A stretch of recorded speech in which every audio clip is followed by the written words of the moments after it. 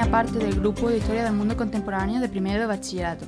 Estamos aquí para entrevistar a Candela Chávez sobre su trabajo en Premes, para nuestro trabajo sobre los lugares de la memoria que está dentro del proyecto de Reves del centro. ¿A qué se dedica y cuál es su formación académica? Bueno, yo soy investigadora de la Universidad de Extremadura, soy técnica de apoyo y personal investigador y, bueno, mi formación, yo soy doctora en Historia, que hice una tesis doctoral y soy doctora en Historia. ¿Por qué decidió hacer historia? Pues mira, yo quise hacer historia no desde siempre, ¿eh? A ver, no lo tenía tan claro.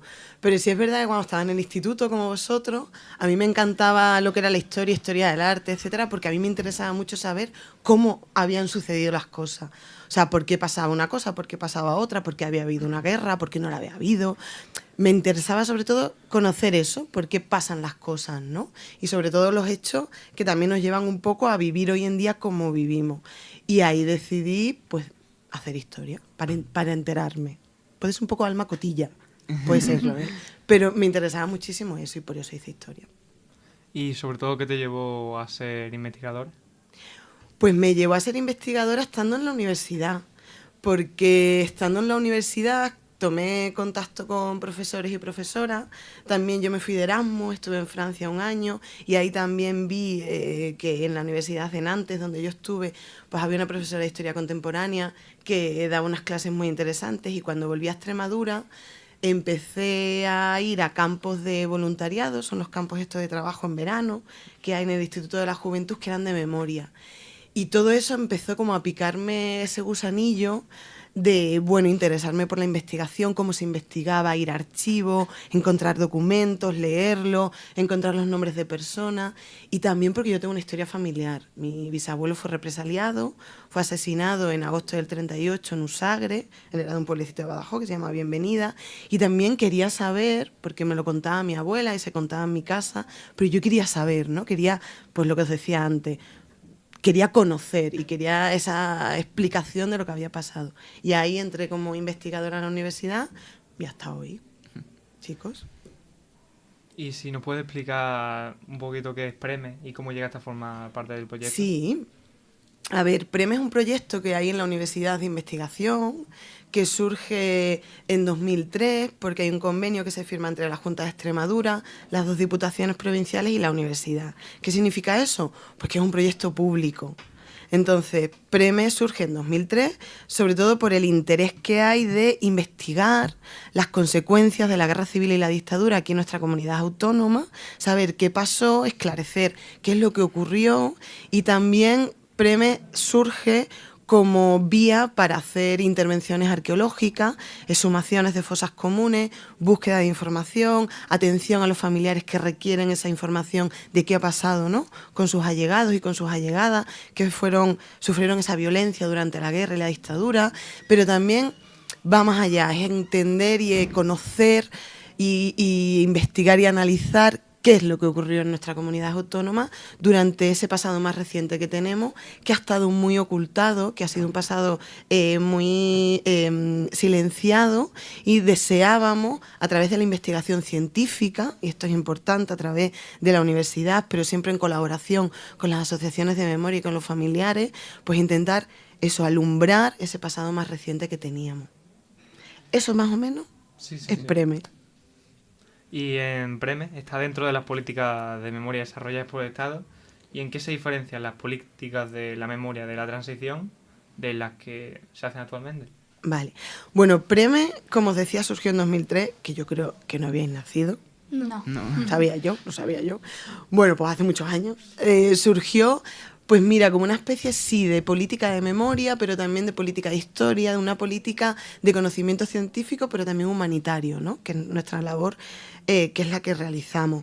Y bien es cierto que entre la transición y la actualidad han pasado muchas cosas. Y ha habido mucha evolución, y ha habido muchos avances, ha habido muchos progresos.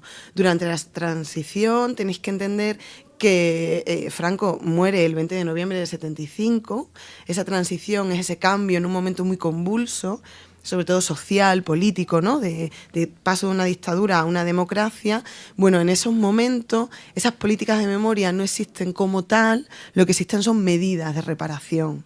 Pues hay una concesión de pensiones para viudas y huérfanos de desaparecidos y fallecidos durante la Guerra Civil. Tenéis que entender que durante 40 años se han estado dando esas pensiones, se ha dado esa reparación, se ha dado también esa búsqueda y esa, y esa dignificación de una parte de esas víctimas, pero no de todas las víctimas, ¿no? Entonces, en la transición lo que se intenta es, bueno, pues a través de una serie de medidas, pues esa reparación con esas pensiones, que por fin esos huérfanos y esas huérfanas, esas viudas y esos viudos de aquellas personas que fueron asesinadas durante la guerra pudieron tener una pensión y sobre todo pudieron ser sus familiares reconocidos como víctimas, ¿no? de un conflicto. Claro, a día de hoy es muy diferente, a día de hoy tenemos una legislación y es muy importante la legislación, porque la legislación lo que hace es ordenar y vertebrar todos esos derechos, que son derechos humanos, a través de unas leyes. Eso significa que hay unas medidas que se van a imponer, que hay una financiación que se va a derivar para ese cumplimiento de derechos humanos, que es lo que significa la recuperación de la memoria democrática hoy en día en España y en concreto también en Extremadura, ¿no? Y por eso son tan importantes las legislaciones, porque hacen que se cumplan los derechos humanos que todos tenemos, ¿eh? ¿Qué diferencias hay entre las exhumaciones que se realizan hoy en día y las que se realizaban en los años 80? ¿Nos puede contar un poco cuál es el proceso que se sigue para llevar a cabo una exhumación? Pues mirad, las exhumaciones o aperturas de fosa que se hacen en los 80, que vuelvo a decir porque es muy importante los contextos, porque si no, no se entiende, ¿no?, por qué se hacen las cosas. Mirad, en los años 80, bueno, a finales de los años 70, aquí en Extremadura, entre el 77 y 78, ya se empiezan a abrir fosas. ¿Cómo se hacen? Pues son los propios familiares quienes se organizan y con su propio dinero van a aquellos lugares que ellos saben que están las fosas. Tenés que pensar también que han pasado 40 años desde el final de la guerra y hay muchos testigos que todavía quedan vivos, cosa que hoy no pasa. Entonces sabían dónde estaban esas fosas y es el momento en el que ellos, venciendo el miedo, con muchísimos problemas, porque, bueno, ha muerto el dictador hace 3 años, pero las cosas no estaban tan cambiadas.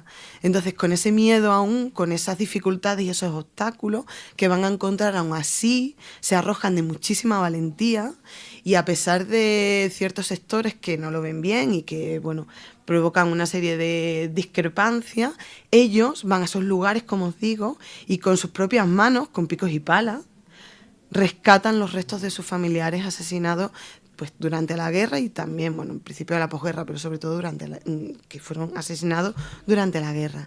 Esas exhumaciones, esas aperturas, pues no tenían ningún protocolo, no había ningún equipo de profesionales como arqueólogos, antropólogos, sociólogos, médicos forenses, investigadores como historiadores, etcétera, sino que van ellos a esos lugares y recuperan una cosa que es vital para todos nosotros, ¿no? Los restos de nuestros allegados y de nuestras allegadas, de nuestros seres queridos. En muchas ocasiones están en colaboración con los primeros ayuntamientos democráticos y eso es una de las cosas que pasó aquí en Montijo. Aquí en Montijo, en 1980, las fosas que estaban dentro del cementerio fueron recuperados los restos por esos familiares que con el primer ayuntamiento democrático, con Juan Carlos Molanos a la cabeza y con concejales comunistas y socialistas, propician esa recuperación y luego el depósito de esos restos en un lugar, en el cementerio, un lugar de respeto, un lugar de dignidad, como es el monolito que hay por las víctimas de la guerra, ¿no? Así que hay un vídeo en YouTube que se puede ver, que lo recuperamos para una jornada.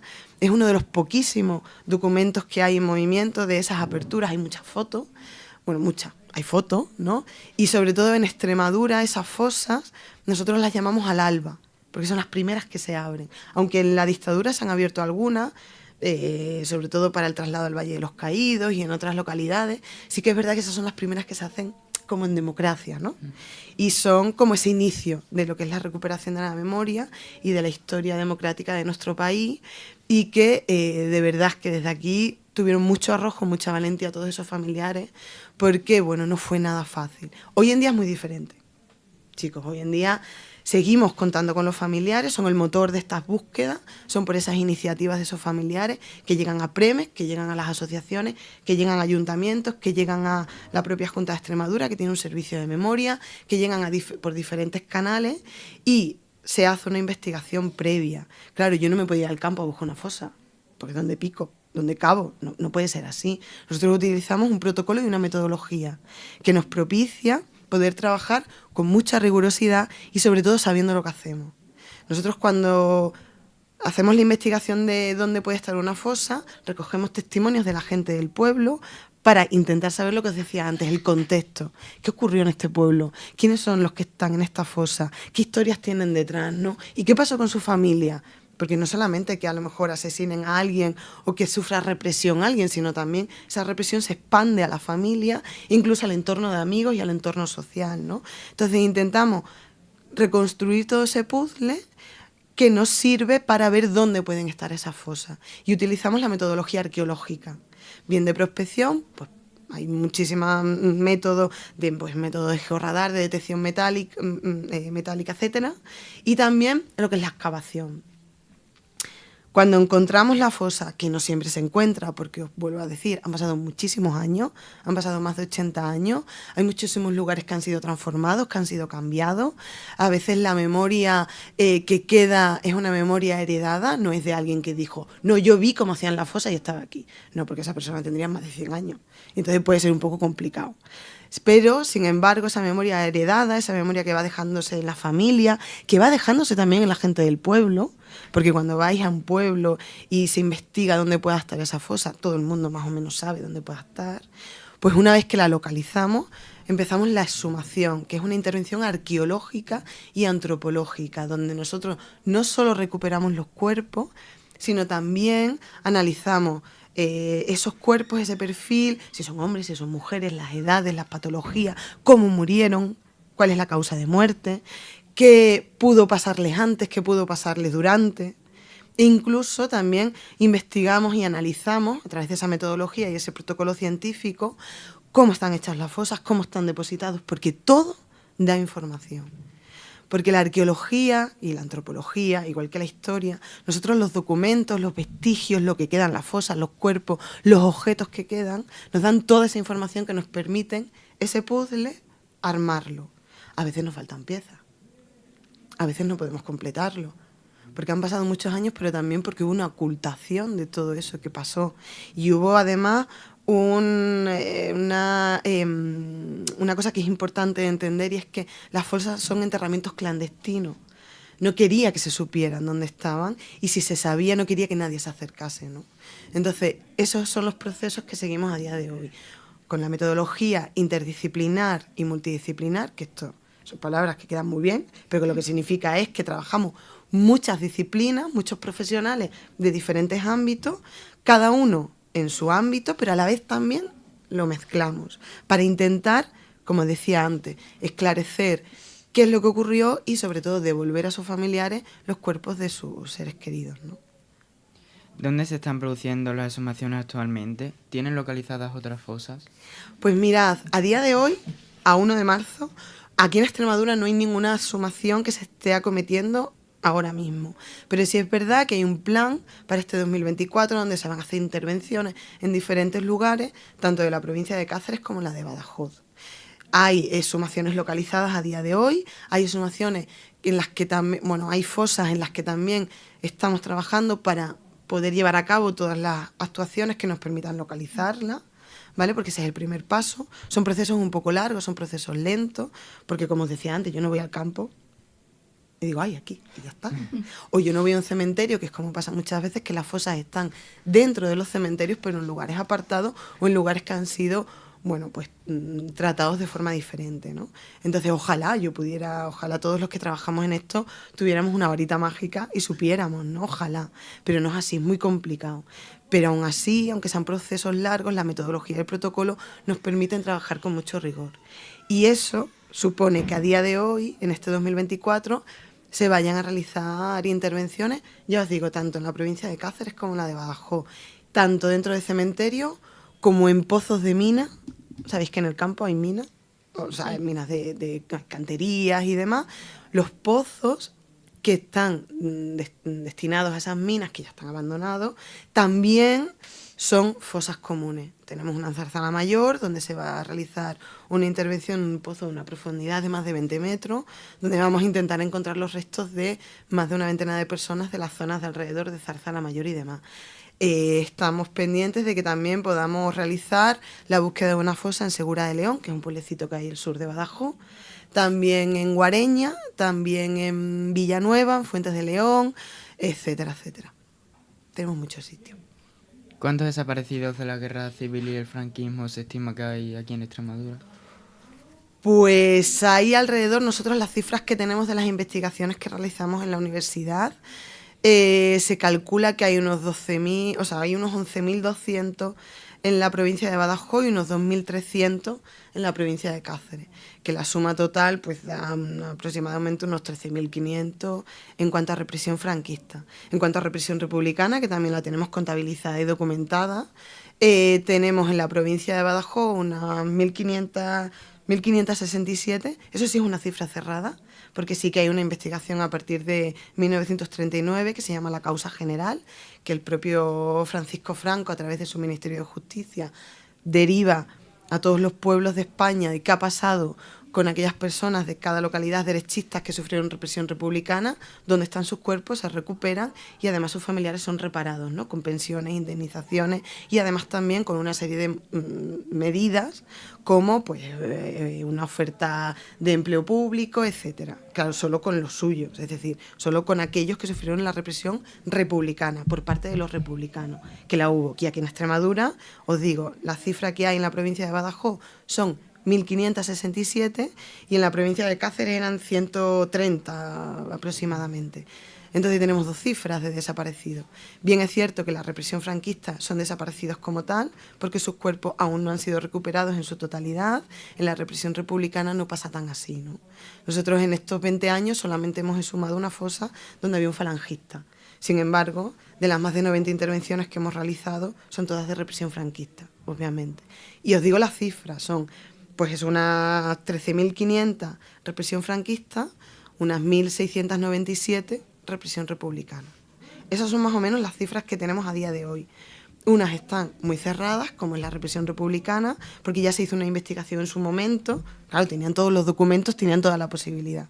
Y sin embargo, la represión franquista aún no está cerrada, pues seguimos investigando y seguimos encontrando documentación que nos va aumentando esa cifra, ¿no? Además de los fusilamientos, ¿qué otro tipo de represión ejercieron las tropas franquistas? Pues mirad, la represión franquista es verdad que la parte más visual y la más contundente, ¿no? Son lo que nosotros llamamos la represión extrajudicial. Es decir, son las detenciones que hacen en los pueblos, no hay juicio, no hay nada, se los llevan a lo que se denominan parajes del horror. ¿Por qué son parajes del horror? Porque es donde se fusila y donde en muchas ocasiones se entierra de forma clandestina.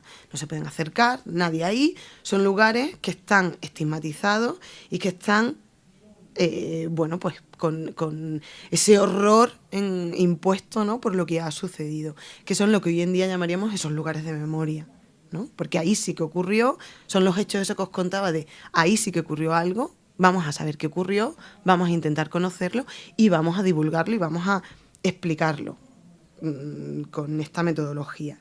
Entonces, la represión franquista es esta represión extrajudicial que deriva en estas fosas comunes, pero hay muchísimos modos en la represión. También están los consejos de guerra. ¿Qué son los consejos de guerra? Juicio. Tenemos esos asesinatos, pero a la vez también tenemos unos juicios militares que van a hacer aquí en Extremadura a más de 9.000 personas por haber apoyado la causa republicana o haberse opuesto al golpe de Estado, ¿no? Son más de 9.000 personas que pasaron por prisiones, no solo en Extremadura, sino que también eran enviados a prisiones de toda España, pero que también tenemos esos campos de concentración. ¿Sabéis? Los campos de concentración nazis, ¿no? Sí. Todo, o sea, lo visualizamos, ¿no? Sí. Pues los campos de concentración españoles son campos muy similares. Y es más, son los primeros que se realizan, claro, porque se realizan a partir del 36.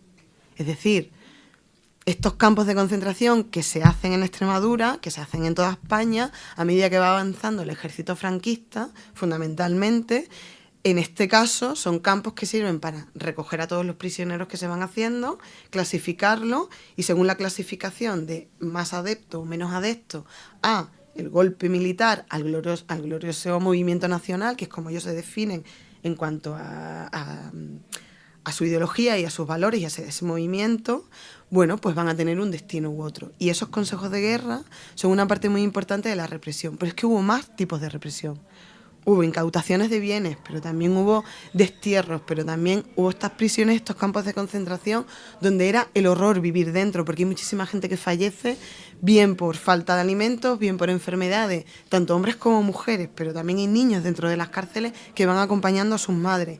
Pero también tenemos otro tipo de represión, como es la económica, es decir, se hacen una nueva ley, porque todo esto estaba estimado en leyes que ellos van sacando. Hay una ley que se llama la Ley de Responsabilidades Política, donde no basta que asesinen, donde no basta que condenen a prisión y te metan en la cárcel, sino que también te van a hacer responsable de que ellos han tenido que sublevar porque todos aquellos que apoyaban la causa republicana estaban rompiendo España, por lo tanto ahora tienen que reconstruir España y son los vencidos quienes van a pagar la reconstrucción. Esta ley de responsabilidades políticas lo que hacía era sancionar económicamente. Si no la podía pagar la persona sancionada, la pagaban sus familiares. Si tampoco la podían pagar, les quitaban sus bienes, sus casas, si tenías una parcelita, si tenías un buey, una mula, lo que sea. Pero también está otra represión que no se ve, que es una represión psicológica, una represión cotidiana, incluso en algunos casos. Pues las denuncias, el estigma, pues tú eres hijo de rojo, pues tú eres hija de rojo. También está esa violencia que sufren las mujeres, ¿no? Que es una violencia muy diferente en cuanto al hombre, pero también muy igual. La mujer y el hombre republicanos, o la mujer y el hombre que son considerados contrarios, van a ser ambos asesinados, condenados en consejos de guerra, apresados en prisiones, en campos de concentración, van a ser desterrados de sus localidades por su pasado republicano, van a ser sus bienes incautados, etcétera, etcétera. Pero además la mujer va a tener otro componente represivo en ella, que va a ser un componente de género. A las mujeres van a sufrir abusos sexuales, agresiones sexuales, pero también van a sufrir el estigma a través de una serie de métodos humillantes, como es el rapado. Muchas mujeres eran rapadas sus cabezas, también hombres, pero sobre todo mujeres, porque para nosotras la mujer el pelo es signo de feminidad. Para nosotras, yo tengo el pelo corto, es verdad, pero bueno, es verdad que en los años 30 era un signo de feminidad y además no solamente eso, sino que la mujer tienen una consideración también de un ser vulnerable, ¿no? Si las mujeres son rapadas, en muchos casos, en la plaza del pueblo, son obligadas a beber aceite de ricino, que lo que hace es que te defeque sin control, porque es un purgante, y son paseadas por todas las calles del pueblo, obligando al resto de la población a señalarlas y a verlas, lo que están pretendiendo con eso son dos cuestiones. Una es humillar, una humillación además sádica, porque no tiene más allá, ¿no? Y la segunda también es un aviso al resto de la población que no ha sido represaliada para que no haya ningún tipo de voz contraria. Y eso está documentado, está investigado y analizado a través de los estudios que hemos realizado nosotros en la universidad, pero también muchísimos historiadores e historiadoras a través de todos estos años, y esos son todos los tipos de represión que puede haber. Así, en resumen, ¿no? O sea, la represión franquista es verdad que la parte más visual son las fosas, son los asesinatos, pero de verdad que hay una maquinaria brutal que lo que hace es eliminar al contrario, castigar al opositor y a la opositora y controlar al resto, ¿no? Que es lo que son las fórmulas que hacen las dictaduras, claro.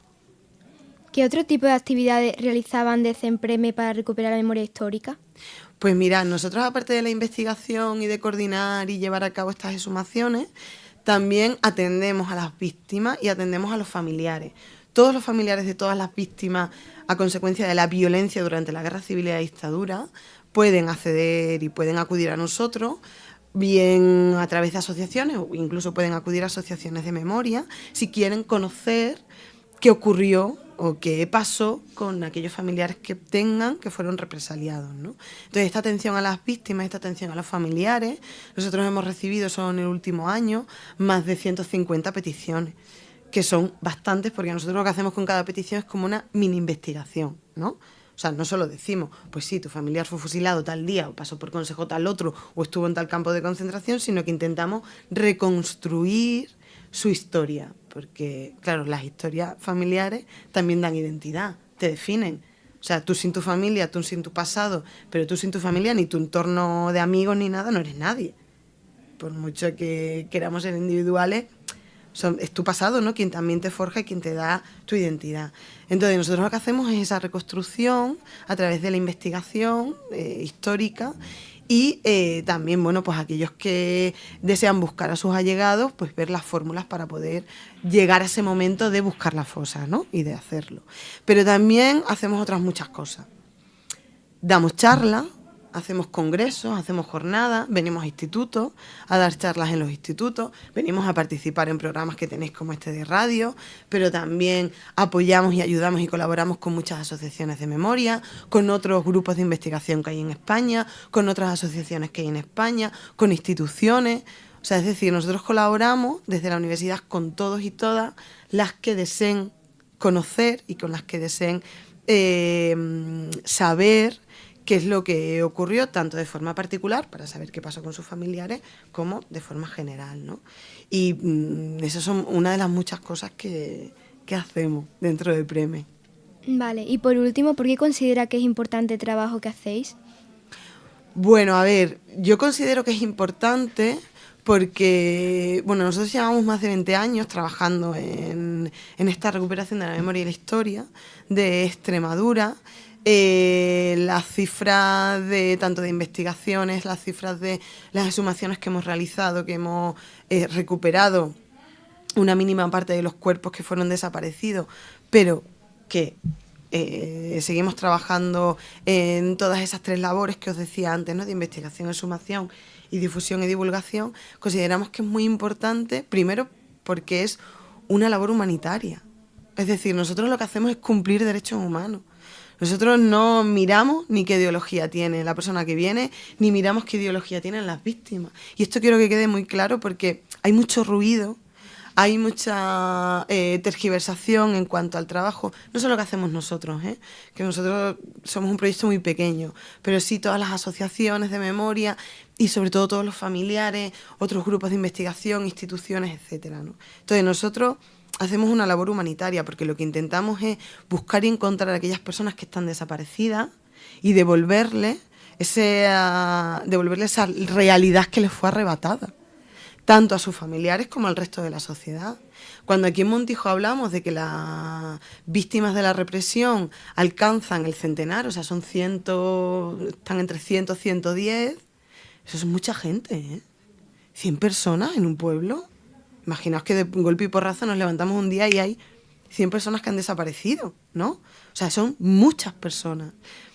Que esas personas puedan ser recuperadas sus historias, pueda ser recuperada su dignidad, que durante tantísimos años estuvieron estigmatizadas y demonizadas porque eran los rojos, porque eran los vencidos, consideramos que es un cumplimiento de derechos humanos. Los derechos humanos se fundamentan en 4 en este ámbito, que es el derecho a la verdad. Todos tenemos derecho a saber qué ha pasado, todos. O sea, todos tenemos derecho a esa verdad. El derecho a la justicia, tenemos derecho a esa reparación también, a que se nos repare. No estoy hablando de reparación económica, estoy hablando simplemente de reparación moral, ¿vale? O sea, simplemente saber qué es lo que ha pasado con mi familiar, por qué le pasó eso y saber que fue algo muy injusto, ¿no? Tanto, vuelvo a decir, las víctimas. Y tercero también es el derecho a tener garantía de que esto no vuelva a pasar. Hay muchos alumnos de institutos que nos vienen a visitar cuando estamos trabajando en lo que son los procesos exhumatorios, cuando estamos haciendo exhumaciones de fosas comunes. Y ahí se ve muy bien, porque independientemente de lo que uno piense, independientemente de lo que en lo que uno crea, lo que nosotros estamos encontrando en las fosas comunes, eso no puede volver a pasar.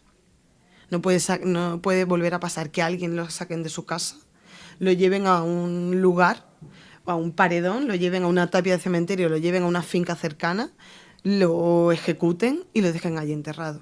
sin que sus familiares puedan recuperar sus cuerpos, ni puedan llevar un luto, ni puedan cerrar la herida, ¿no? Eso no puede volver a pasar. Y lo estamos viendo a día de hoy. Supongo que cuando veis imágenes de lo que pasa en Gaza o de lo que pasa en cualquier otra guerra activa como hay ahora, como en Ucrania, etcétera, uno se indigna porque dice, joder, eso no puede pasar.